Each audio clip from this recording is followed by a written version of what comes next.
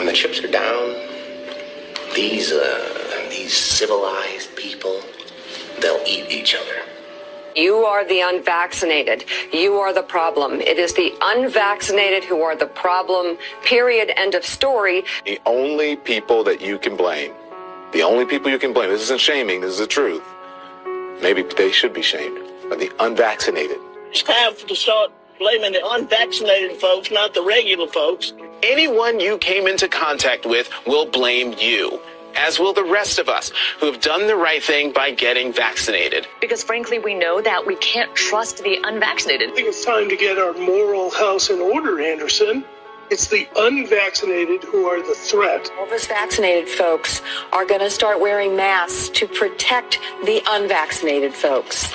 It's called a Christian value. You're basically punishing the vaccinated for the sins of the unvaccinated. People are not behaving honorably. The unvaccinated are basically saying, well, it's open season for me. I can do whatever I want as well. The unvaccinated are basically beating their breasts, running around the country saying, we don't care, we're living free, and so forth. We've been patient, but our patience is wearing thin. The unvaccinated, a group that includes children and people acting like children. And the rest of us are starting to get pissed off. The vaccinated feel the unvaccinated are making me upset or angry. This is not about freedom or personal choice. Well, my freedom is being kind of disturbed here.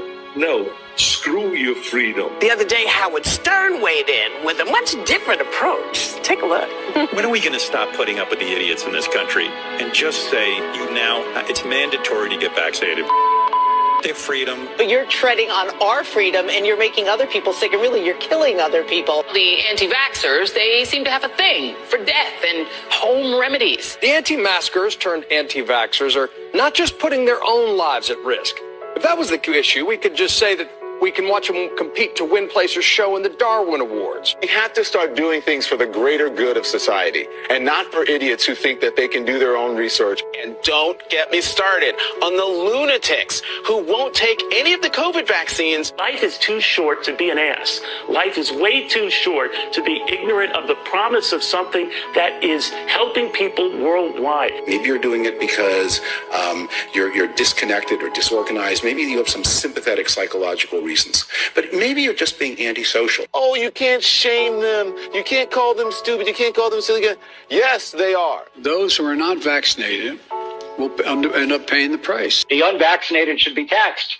They should pay more for health care. We need to start looking at the choice to remain unvaccinated the same as we look at driving while intoxicated. We're going to see, and I've said, almost two types of America.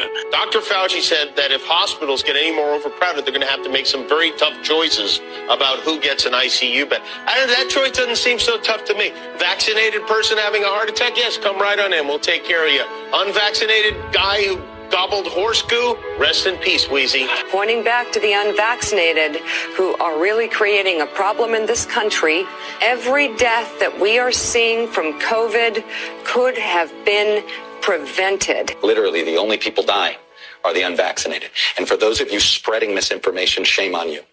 Shame on you. I don't know how some of you sleep at night.